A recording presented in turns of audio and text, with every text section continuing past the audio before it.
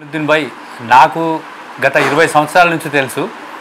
మరి కాజాబాయ్ మాత్రం 1983 విద్యార్థి దశ నుంచే కాంగ్రెస్ పార్టీ పట్ల ఆకర్షితుడై ఎన్ఎస్యుఐకి పనిచేయడం జరిగింది. ఉద్యోగం రాకముందు కాంగ్రెస్ పార్టీ కోసం పనిచేయడం జరిగింది.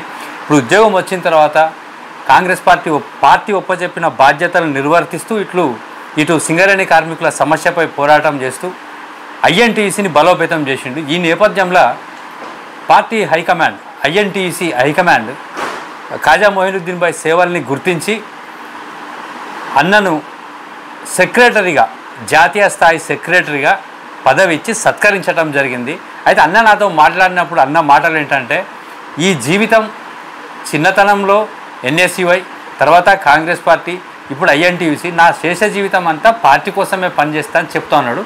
అన్నతో మాట్లాడించే ప్రయత్నం చేద్దామని ఇక్కడికి వచ్చిన అన్న ఏమంటాడో విందాం. నేను 1993 జూన్ నెలలో బదిలీ వర్కర్గా ఇల్లందు ఏరియాలో అపాయింట్మెంట్ అయ్యడం జరిగింది.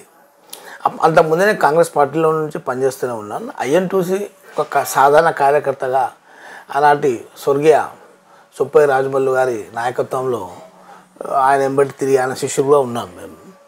కాకపోతే విషయం ఏంటంటే, యూనియన్ పరంగా అన్న ఉన్నాడు కాబట్టి మేము పెద్ద బాధ్యతలు తీసుకోలే, ఆయనే అన్నీ నడిపేటోడు. దాని తర్వాత కాలక్రమేణా ఇక్కడ పోతూ అన్నీ చనిపోయిన తర్వాత దాని తర్వాత అనేక మంది నాయకులు వస్తున్నారు, పోతున్నారు.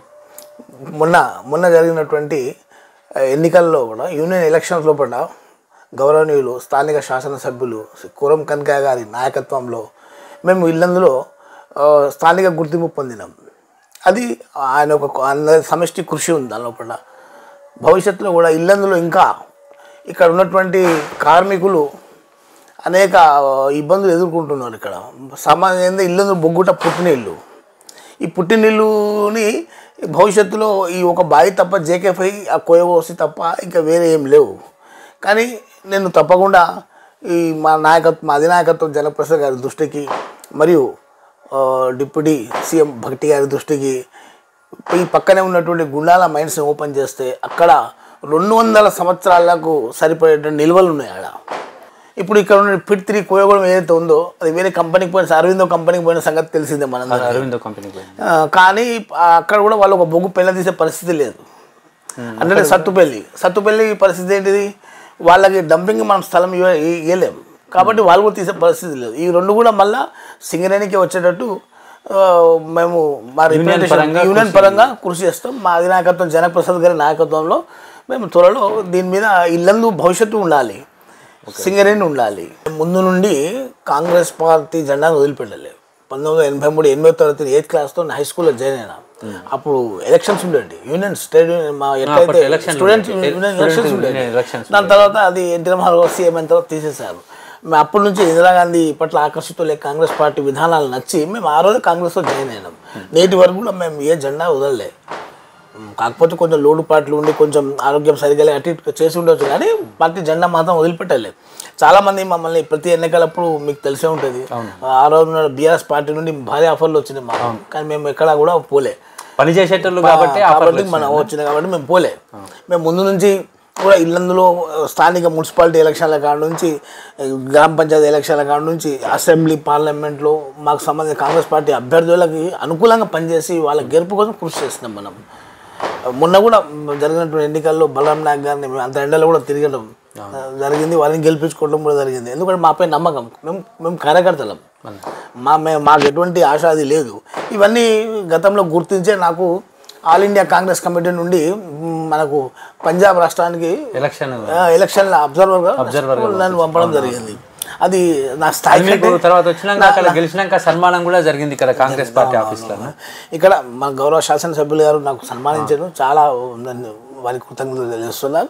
వాస్తవానికి ఇంత నమ్మకంతో నేను పోయి వచ్చినది, ఒక మైనార్టీ విభాగం నుండి పోయి వచ్చిన అంటే నాకు చాలా సంతోషం. ఆ గుర్తింపు అనేది మైనార్టీలకు ఈ స్థాయిలో గుర్తింపు అనేది మిగతా పార్టీలో కంటే కాంగ్రెస్ అనుబంధ సంస్థలనే ఎక్కువ ఉంటుంది కదా అన్న. ముందు నుంచి కూడా కాంగ్రెస్ పార్టీకి మైనార్టీలు, ముస్లిం మైనార్టీస్ కాంగ్రెస్కి అనుకూలంగా ఉన్నారు. ముందు నుంచి కూడా స్వాతంత్రం పూర్వం స్వతంత్రం వారు ఇప్పటి నేటి వరకు కూడా ఉన్నారు. నేషనల్ పార్టీ కాంగ్రెస్కే ఈరోజు మైనార్టీ ఓట్ బ్యాంక్ ఏకపక్షంగా కాంగ్రెస్ పార్టీకి వేసింది. సాక్షాత్తు ముఖ్యమంత్రి గారు మొన్న మౌలానా అబుల్ కలాం ఆజాద్ గారి జయంతి సందర్భంగా వాళ్ళు తెలియజేశారు, సింగరేణి కోల్మెన్స్ లేబర్ యూనియన్ ఇక్కడ ప్రాంతీయ సంఘంగా ఉన్నది, తప్పకుండా వారి యొక్క మేము మా యొక్క కార్యకర్తలు కానీ కార్మికులు అయితే కాపాడుకుంటూ ఈ ఇల్లందు అభివృద్ధి కోసం ప్రయత్నం చేస్తాం. దీన్ని పెంచే ప్రయత్నమే చేస్తాం. అంటే ఊరికి లైఫ్ వచ్చే రావాలి, ఊరికి 100 సంవత్సరాలు బొగ్గున పుట్టినీళ్ళు. మరి ఇక్కడ కాలక్రమేణా చాలా గనులు కనుమరుగైనాయి. దాంతో కార్మికులు కూడా భూపాలపల్లికి దూర ప్రాంతాలకు వెళ్ళిపోయారు. కానీ మేము ఈ ఊరు ఉండాలి, ఇక్కడ బాగుపడాలి అంటే ఆ పక్కన ఉన్నటువంటి గుండాల మైండ్స్ ఓపెన్ కావాల్సిందే. ఈ పక్కన కోడగూడ పెట్టి కూడా అది మనకి తిరిగి రావాలి. మళ్ళీ ఈ రకమైనటువంటి మా యొక్క వేవ్ ఉంటుంది. కార్మికులకి వాళ్ళకి ఎటువంటి కష్టం నష్టం వచ్చినా మా స్థానిక నాయకత్వం బలంగా ఉంది. ఇక్కడ ఖచ్చితంగా వాళ్ళ ఎమ్మెల్యే గారు ఉన్నారు, ఎంపీ గారు ఉన్నారు, ఎమ్మెల్యే కార్మికులు కూడా మంచి మద్దతు ఉంది. మా యూనియన్ నాయకత్వం కూడా గట్టిగానే ఉన్నది. సరే, గట్టి ప్రయత్నం చేస్తే అందులో ఎటువంటి సందేహం లేదు. కొంతమంది ఏదనుకుంటే అనుకోవచ్చులే కానీ కాంగ్రెస్ గట్టి పట్టు ఉన్నటువంటి ప్రాంతం ఇది. ఇక్కడ కార్మికులు మేము కడుపులో కాపాడుకుంటాం. రేపు మైనింగ్లో వాళ్ళకి వీళ్ళందరూ స్థానికంగా ఏమైనా ప్రమోషన్స్ మైనింగ్ ఏరియాలో పరిధిలో పడి ఉన్న ప్రమోషన్స్ కూడా వాళ్ళ గురించి మేము ప్రయత్నం చేస్తాం. తప్పకుండా చాలా ఖాళీలు ఉన్నాయి. ఎవరెవరైతే యాక్టింగ్ చేస్తున్నారో తప్పకుండా వాళ్ళందరూ లిస్ట్ మా స్థానిక నాయకత్వం ఇక్కడ ఉన్నటువంటి మన పెద్దలు జనప్రసాద్ దృష్టికి తీసుకెళ్ళి అవన్నీ స్థానికంగా ఉన్న మైనింగ్ మీద ఉన్నటువంటి పదవులు భర్తీ చేయడం మేము కృషి చేస్తాం తప్పకుండా యూనియన్ పరంగా. ఓకే అన్న, కంగ్రాచులేషన్స్, మీకు పార్టీ బాధ్యతలు ఒప్పచెప్పింది. మీ సేవలు కార్మికులకు అలాగే యూనియన్కు మరింత ఉండాలని తప్పకుండా మనస్ఫూర్తిగా కోరుకుంటాను. ఓకే అన్న, బాయ్. Thank you.